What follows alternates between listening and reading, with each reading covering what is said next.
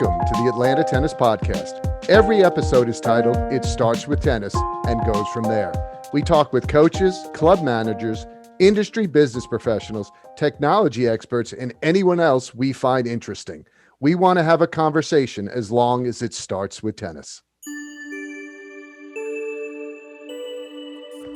Hey, this is Shaun with the Atlanta Tennis Podcast, powered by Go Tennis. Check out our calendar of Metro Atlanta tennis events at letsgotennis.com, where you can also find deals on equipment, apparel, and members get 10% off our shop. So get yourself an Atlanta Tennis Monsters shirt. I've got mine, and I wear it all the time. In this episode, we talk to Peter Lebdevs, who is the tournament director at the ATP 250 Atlanta Tennis Open. The event runs from July 22nd to July 30th, including top American Taylor Fritz, French showman Gael Monfils, and recent Atlanta-born Wimbledon success story Christopher Eubanks. Have a listen and let us know what you think. First of all, we appreciate you taking time. We know you're busy. It is the week before the event, the ATP 250 Atlanta Open, all that. You are the tournament director. You've been there for years, but this is your first year as the man, right?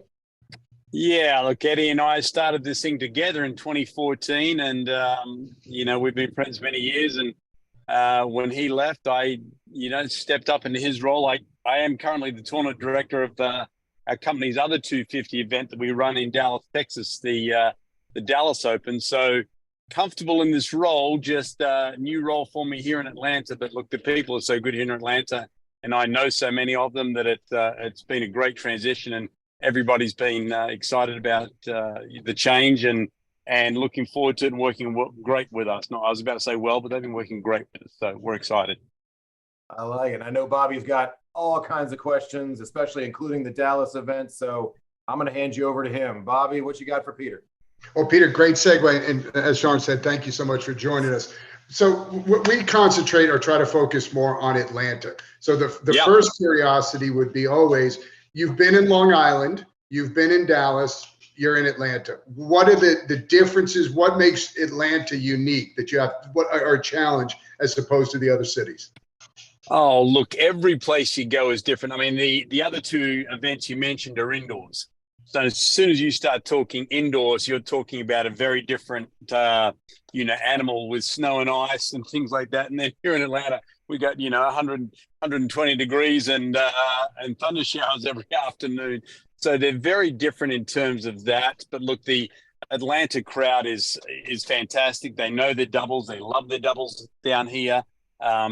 So they're each different. And Atlantic Station is an amazing venue that we're able to play out of. The players are able to stay at the hotel, walk to the site, walk to all of their things. So we have some really, what I'll call unique things here for the players that they really love. So, the difference between Dallas and here, one big difference is there is zero parking in Dallas. We're on the SMU campus and there is none, but here in Atlanta, at Atlantic Station, we have 7,500 covered spots that cost $15 a day to park.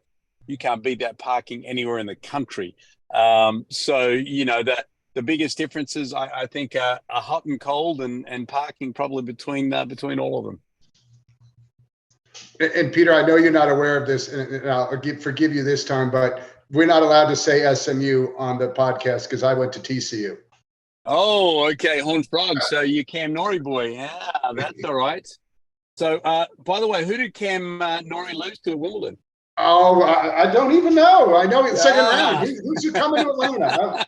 Who's that? Yeah, you see, you guys. So we got to bring up the TCU connection that Chris Eubanks beat Cam Norrie and in a great match. That was his first seeded player that he beat in his run there. So, yeah, exactly. There's always that little TCU losing connection to somebody at the Atlanta Open. Just kidding. Just kidding. I just thought you were talking about Georgia in general. I know. It's been a great year, but it's been a bad year. What can you do? That's right. So one of the other questions I was going to ask, but I think it's been answered for me because I just opened up your latest, email blast with Chris as obviously the highlight. Has his success at Wimbledon been a feast for you guys? Look, it's starting to, as I told, we had our 300 volunteers come in and do their orientation on Saturday.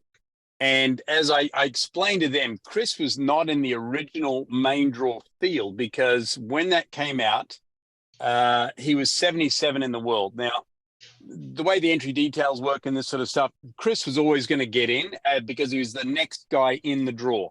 I can go into all the rule details, but too much to worry about, but knowing that he's going to get in.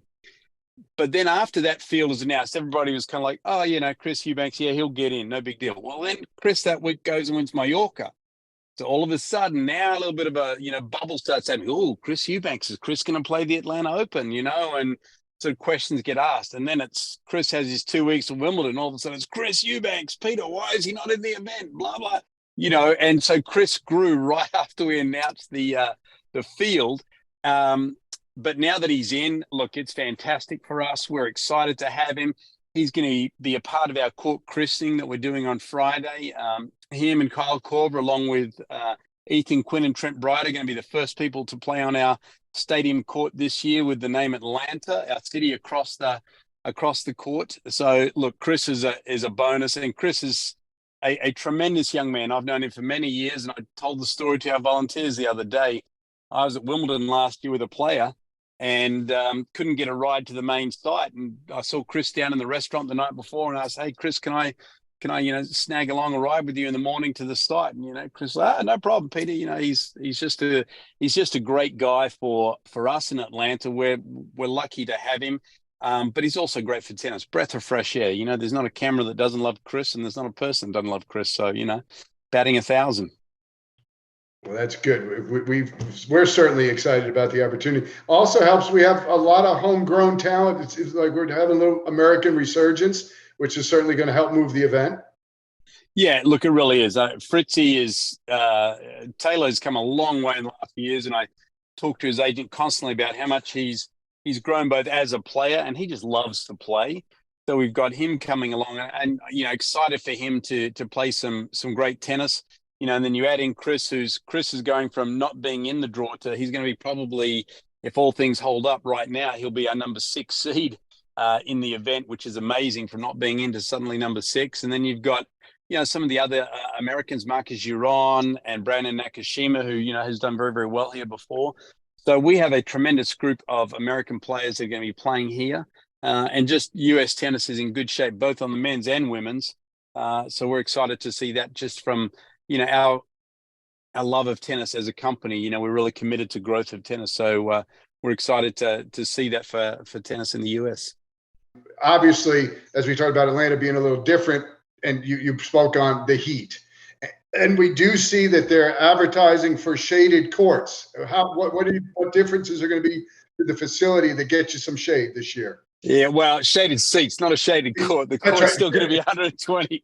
No, shaded seats. Well, what we've done is, we, like every sporting event, there are suites that are used for corporate hospitality and things like that.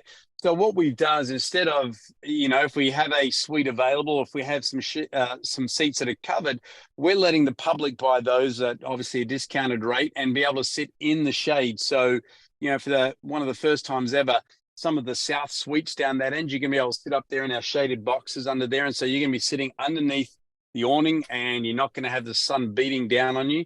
Now, we'll tell you that one or two of them does get some sun at some part of the day, but not much.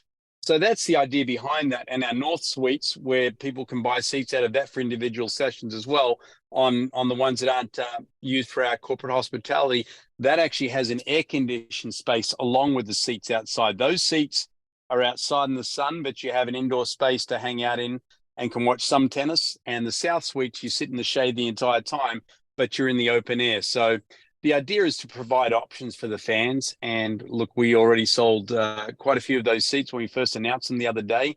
So we're excited to give the fans that experience of being able to sit in the shade in Atlanta. So that's the goal. And obviously, like you said, nobody else has to deal with 120 degrees on the court like Atlanta does. So it's certainly welcome. We might even try to see if a couple of players try to sneak into the area.